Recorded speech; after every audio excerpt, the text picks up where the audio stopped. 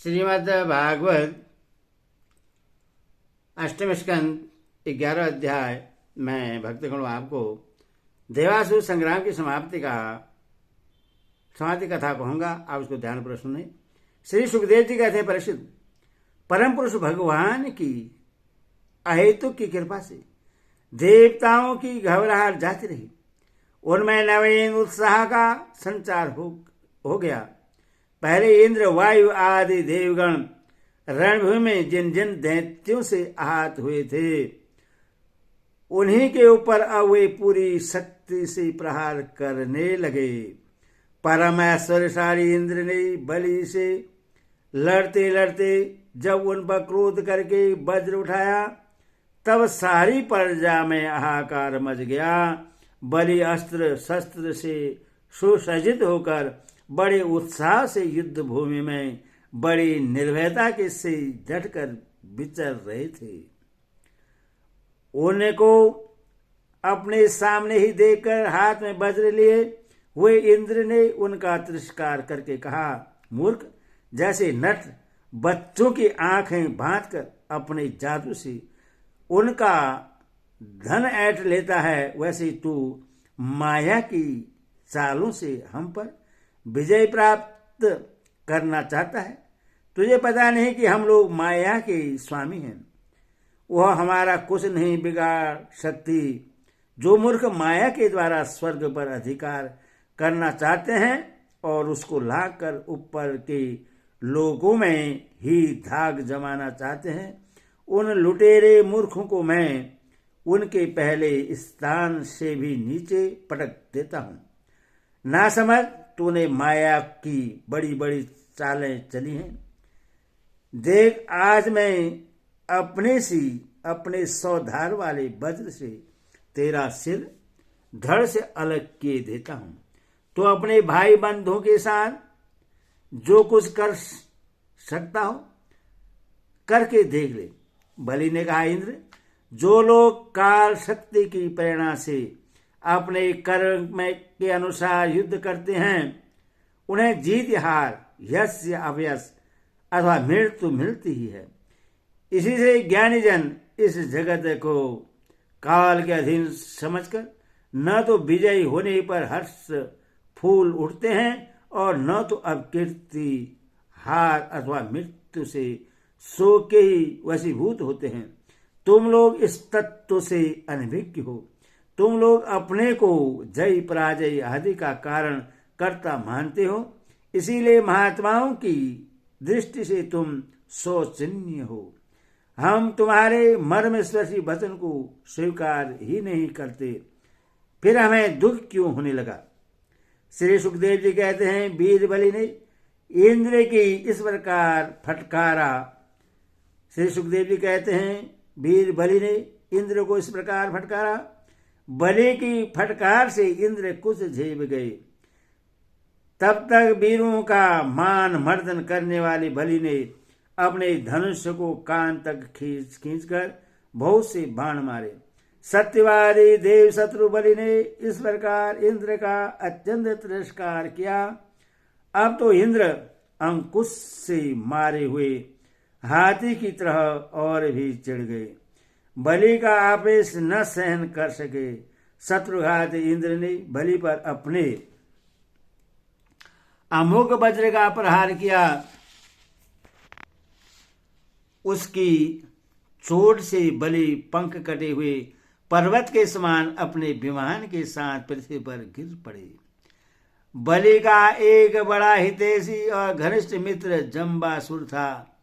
अपने मित्र के गिर जाने पर भी उनको मारने का बदला लेने के लिए वह इंद्र के सामने आ खड़ा हुआ। सिंह पर चढ़कर वह इंद्र के पास पहुंच गया और बड़े वेग से अपनी गदा उठाकर उनके जंतु स्थान हंसली पर प्रहार किया। साथ ही उस महाबली ने इरावत पर भी एक गदा जमाई। गदा की चोट से इरावत को बड़ी पीड़ा हुई। उसने व्याकुलता से घुटने टेक दिए और फिर मूर्छित हो गया। उसी समय इंद्र का सारथी मालती 1000 घोड़ों से जूता हुआ रथ ले आया और शक्तिशाली इंद्र एरावत को छोड़कर तुरंत रथ पर सवार हो गया।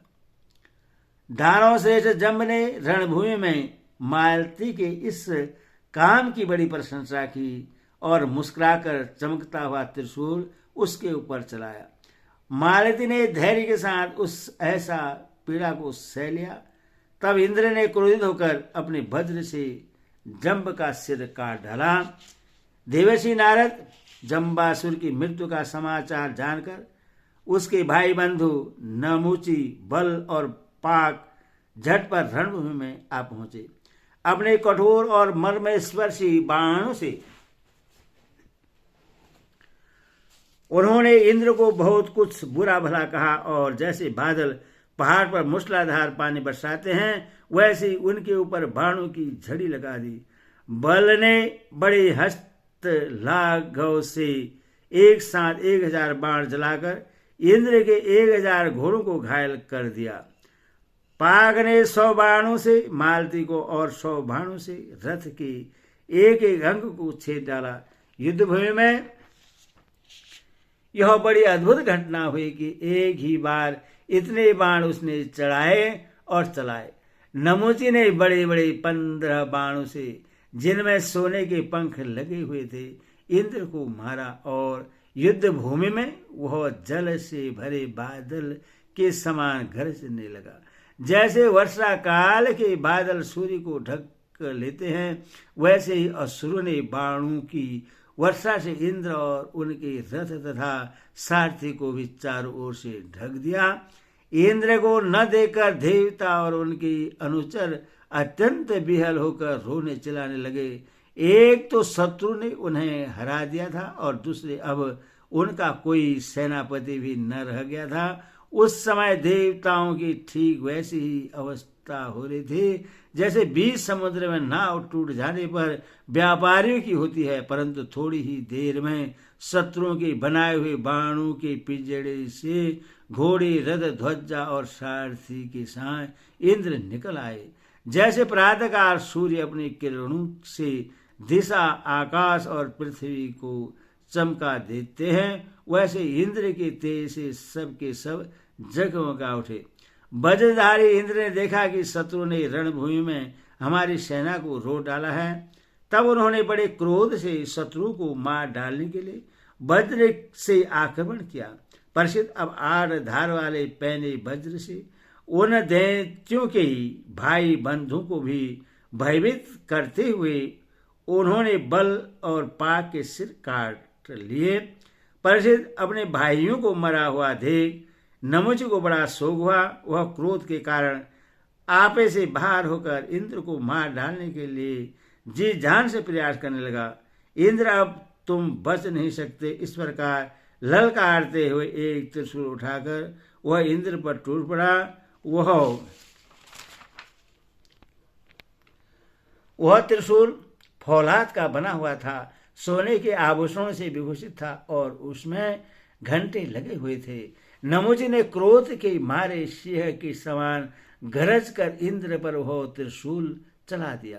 परिषद इंद्र ने देखा कि त्रिशूल बड़े वेग से मेरी ओर आ रहा है। उन्होंने अपने बाणों से आकाश में ही उसके हजारों टुकड़े कर दिए और इसके बाद देवराज इंद्र ने बड़े क्रोध से उसका सिर काट लेने के लिए उसकी गर्दन पर वज्र मारा।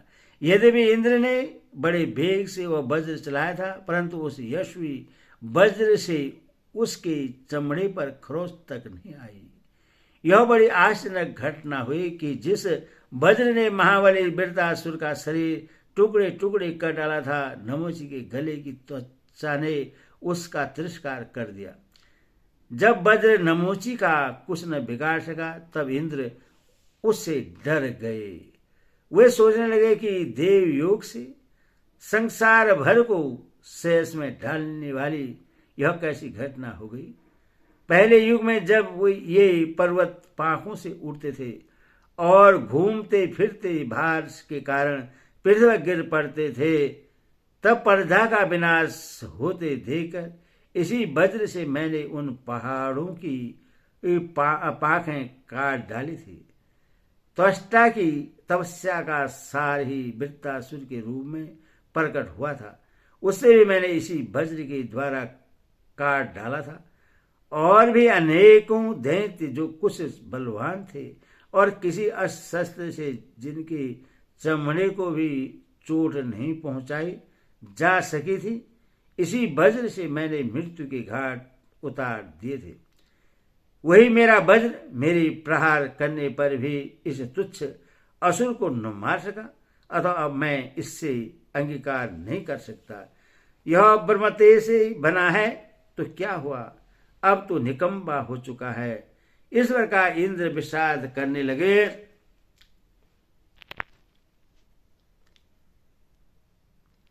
उसी समय यह आकाशवाणी हुई, यह दानव न तो सूखी वस्तु से मर सकता है न गीली से।